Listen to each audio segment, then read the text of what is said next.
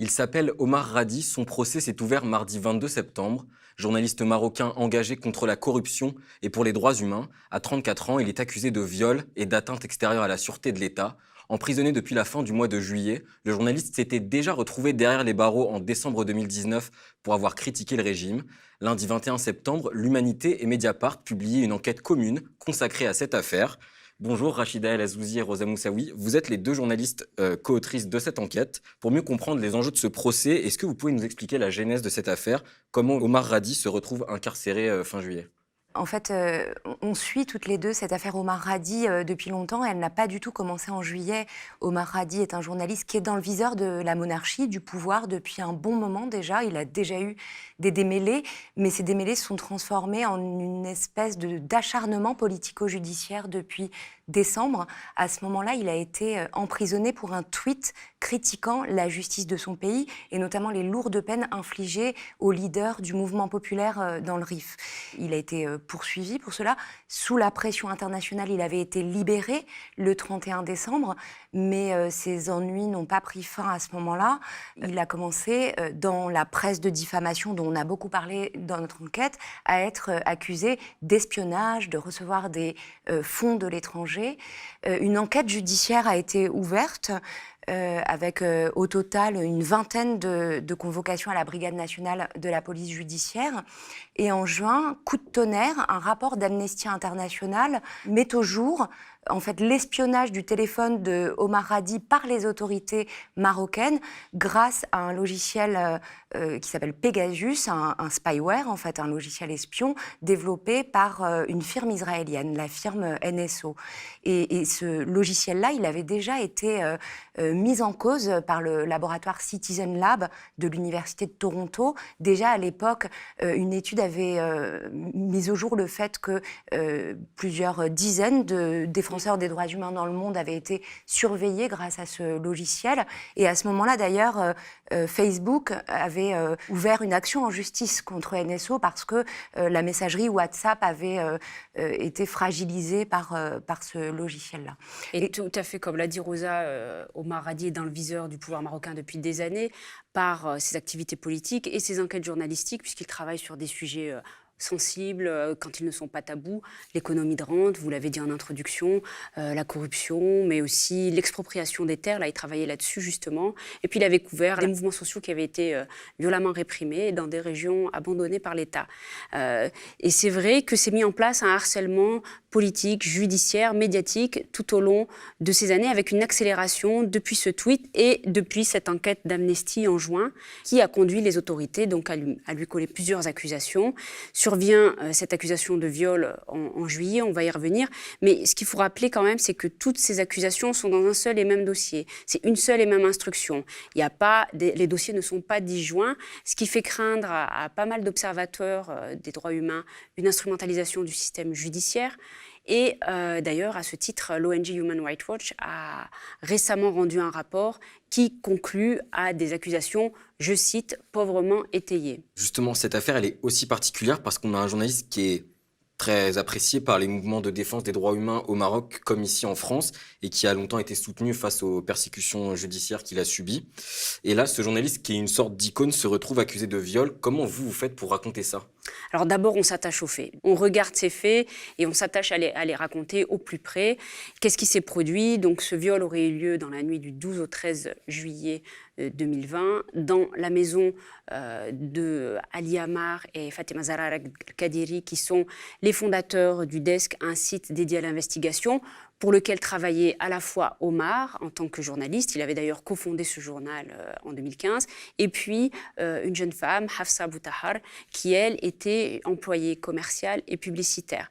Donc c'est durant cette nuit-là que se seraient déroulés les faits. Donc nous on part de là et la première chose qu'on fait, bien évidemment, c'est d'entrer en contact avec la plaignante, parce qu'on a affaire là à une affaire de violence sexuelle avant tout, quand bien même on est au cœur d'un dossier long et qui contient d'autres accusations. Mais là, on s'attache d'abord à cette affaire de violence sexuelle, voir qu'est-ce qu'il en est, etc. Et c'est là, effectivement, qu'on ne peut pas ne pas s'interroger aussi sur la temporalité dans laquelle survient cette accusation de viol, puisque Omar Hadi n'est pas le premier journaliste indépendant à tomber sous le coup d'accusations relatives aux mœurs. Avant lui, il y a eu d'autres journalistes. Et il se trouve qu'au Maroc, depuis quelque temps, avant même le cas de Omar Hadi, des voix s'élèvent dans les rangs des observateurs des droits humains, mais aussi des féministes, d'intellectuels, de membres de la société civile qui disent « stop, attention, il y a une instrumentalisation des affaires de mœurs, d'accusations en particulier de viol, de traite d'êtres humains ou encore d'adultère, de proxénétisme, de relations sexuelles hors mariage, parce qu'on est au Maroc et que les relations sexuelles hors mariage sont pénalisées par la loi ». Peut-être, Rosa, tu peux développer justement le nombre de journalistes qui sont tombés ces dernières années. Alors, je crois que c'est important d'insister sur le fait que cette accusation de viol, nous, on ne la met pas du tout de côté. On travaille pour des journaux pour lesquels la lutte contre la violence, les violences sexuelles, les violences faites aux femmes est un engagement éditorial. Donc, évidemment, quand on a une telle accusation, nous, on décide de s'y confronter assez frontalement, quoi. Et on enquête sur les accusations de viol présumées. Et en même temps, comme le dit Rachida, on interroge aussi le moment dans lequel elles surviennent. Et au fil de notre enquête, on constate aussi que c'est une vieille méthode du régime marocain que d'instrumentaliser la vie privée, d'instrumentaliser des accusations de viol pour en fait mettre hors jeu des opposants. En fait, autrefois, il y avait des procès politiques. Et ces procès politiques, ils donnaient du prestige aux opposants. Ils solidarisaient l'opinion nationale et internationale autour d'eux. Là, avec des accusations infamantes, le vide se fait autour d'eux, les solidarités s'effilochent, se cassent.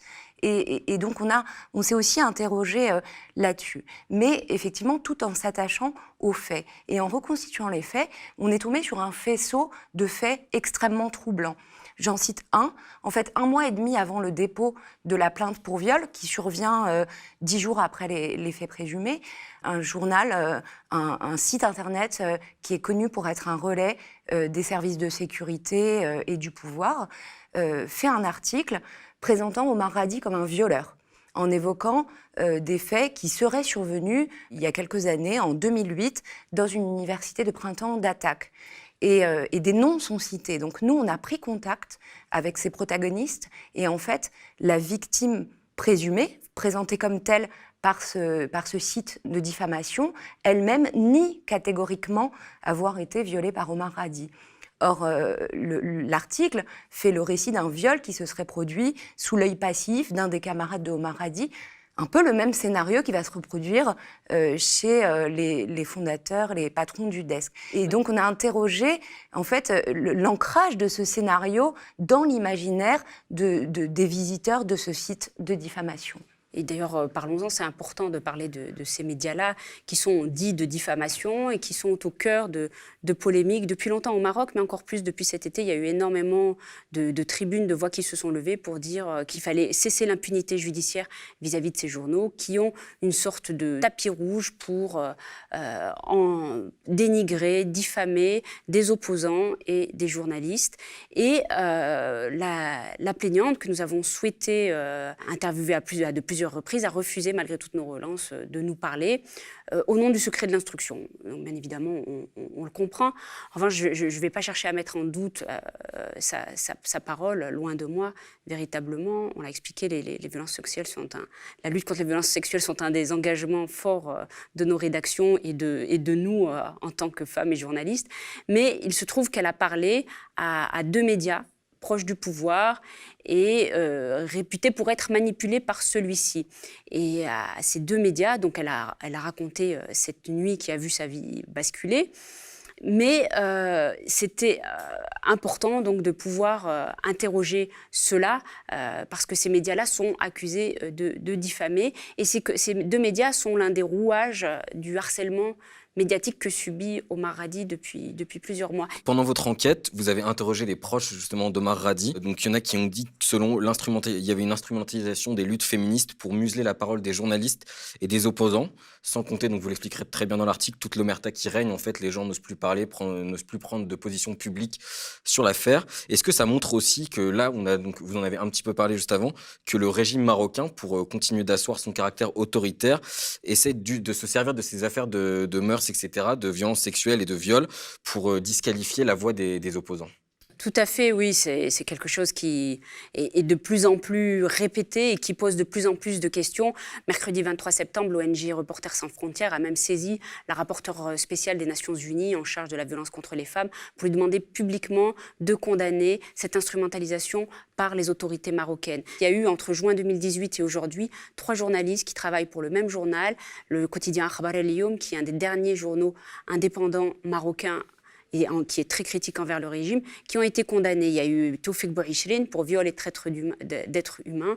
Il a été condamné à 15 ans de réclusion criminelle, malgré que plusieurs de ses accusatrices, 8 sur les 15 accusatrices, se soient rétractées ou ont refusé de témoigner. L'une d'entre elles s'est même exilée en Tunisie et a raconté dans le Washington Post, entre autres, comment elle avait été forcée à témoigner contre lui, à dire qu'elle avait été violée alors qu'elle n'avait pas été violée.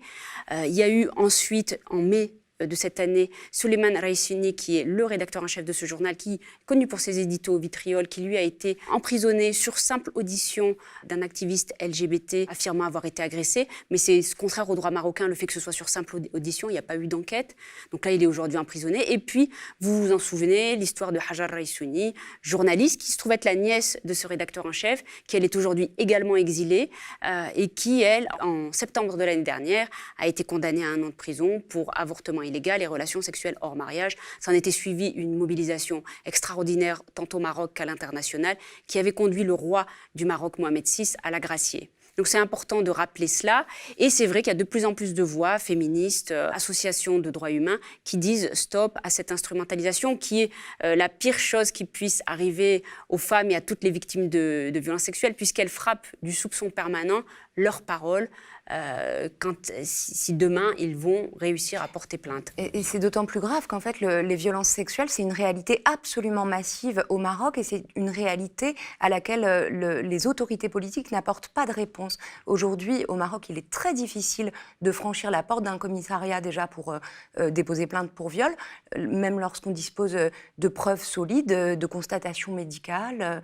Et une fois qu'on a franchi les portes d'un commissariat, il est très difficile que les affaires soient réellement instruites. Il arrive même qu'en fait ce soit, Rachida l'a un peu dit, mais que ce soit la plaignante qui soit poursuivie parce que les relations sexuelles hors mariage sont pénalisées. Donc on est dans une situation où il y a de véritables obstacles au fait que les victimes de violences sexuelles se défendent, avec même un arsenal législatif qui reste très archaïque. Alors ça a un petit peu évolué, mais il est arrivé dans certains coins ruraux, reculés, etc., que des victimes de viol soient contraintes d'épouser leur agresseur, leur violeur. Ça a changé dans la loi marocaine, mais pas forcément dans les pratiques. Il continue d'y avoir des juges, effectivement, qui condamnent des femmes victimes de violences sexuelles à épouser leur violeur. Cela arrive. Et d'ailleurs, redire aussi que souvent, lorsque procès il y a, ce qui est exceptionnel parce que le parcours du combattant est immense, ça se solde régulièrement par un acquittement pour la personne qui est accusée de violences sexuelles, quand bien même le dossier soit solide, que les preuves soient là. Alors justement, est-ce que finalement cette instrumentalisation-là, ces méthodes, elles ne sont pas aussi rendues possibles par le climat sociétal particulier au Maroc, où il y a beaucoup d'associations qui se battent pour les droits des femmes, des minorités, etc. Il y a la société civile qui est quand même assez puissante, mais qui se heurte à un pouvoir monarchique qui est encore très conservateur. Alors moi je dirais que le Maroc tient beaucoup à son image à l'international. Et c'est vrai que ces accusations de mœurs qui se répètent de plus en plus surviennent dans le contexte post-MeToo, qui fait que c'est une manière d'éteindre à l'international toute velléité de soutien envers ses opposants. Comme l'a dit tout à l'heure Rosa, notamment sous les années de plomb de Hassan II, il y avait presque un prestige à être un opposant au roi, à la monarchie, au pouvoir marocain. Et aujourd'hui, selon de nombreuses sources, c'est le moyen utilisé pour casser, pour tuer symboliquement l'influence de ses opposants ou de ces journalistes qui sont des voix critiques. On a constaté aussi qu'il y avait une évolution de l'arsenal répressif, c'est-à-dire que l'instrumentalisation de la vie privée ou de fausses accusations fabriquées d'agressions sexuelles ou de viol, elles ont toujours existé, mais elles étaient utilisées un peu à dose homéopathique. Là, on sent bien que le pouvoir adapte son arsenal répressif à de grands élans politiques, comme celui de la vague MeToo. C'est une façon aussi de faire évoluer, disons, les dispositifs répressifs et de prendre en fait au piège aussi les opposants à leurs propres idées. Nous, on est tombé sur une jeune militante féministe qui nous a expliqué qu'en fait le pouvoir récupérait les luttes féministes et LGBT pour les retourner contre les militants et pour casser des militants de gauche et ceux qui défendent ces valeurs-là. Et je le redis, c'est une idée très importante pour nous, c'est qu'à partir du moment où un pouvoir autoritaire instrumentalise le combat féministe à des fins répressives, sécuritaires, c'est quelque chose d'extrêmement grave pour les femmes parce que ça jette le trouble sur la parole de toutes les femmes. N'importe quel opposant qui viole, qui agresse, peut crier à la machination politique, au complot, au piège tendu par les autorités, par ce qu'il dérange, par ses écrits, ses paroles, ses activités. Et simplement, pour revenir peut-être à l'affaire Omar Hadi, le fait que les affaires d'espionnage, de viol et toutes les accusations qui sont portées contre lui soient dans un seul et même dossier et ne soient pas disjointes, fait craindre le pire. Parce que dans une affaire de viol, il faut que la victime soit entendue, il faut que l'accusé soit entendu, il faut que les conditions d'un procès équitable soient réunies pour la victime comme pour l'accusé. Or là, ce n'est pas le cas. On voit bien au Maroc, on l'a vu dans de précédents procès, que la justice n'est pas indépendante. Il n'y a pas de justice indépendante et la justice est utilisée comme un instrument de répression contre les voix critiques. Alors, ce procès, donc, on l'a dit, c'est celui d'Omar Hadi, mais c'est aussi quelque part celui de ce qui représente donc, le journalisme indépendant qui essaye de s'engager contre les dérives autoritaires du régime, etc., le caractère autoritaire du régime. Sa parole est noyée aussi au milieu, donc, vous l'avez dit, de beaucoup de médias qui sont quelque part à la solde du pouvoir marocain, des journaux un peu fantoches et qui donc l'ont harcelé de nombreuses fois, etc. Ils l'ont attendu à la sortie d'un bar. Est-ce que vous pouvez nous parler un peu justement de toute cette sphère médiatique en fait qui existe et qui tente d'écraser aussi les voix des journalistes libres, entre guillemets? Peut-être qu'il faut revenir un peu sur le contexte parce que le Maroc a connu aussi en 2011 une vague contestataire très très puissante et Omar appartient à cette génération, à cette jeunesse marocaine qui s'était soulevée pour essayer de conquérir de nouvelles marges de liberté. C'est ce qu'on a appelé le mouvement du 20 février dont il a été une des figures. Il était aussi militant et il le revendiquait.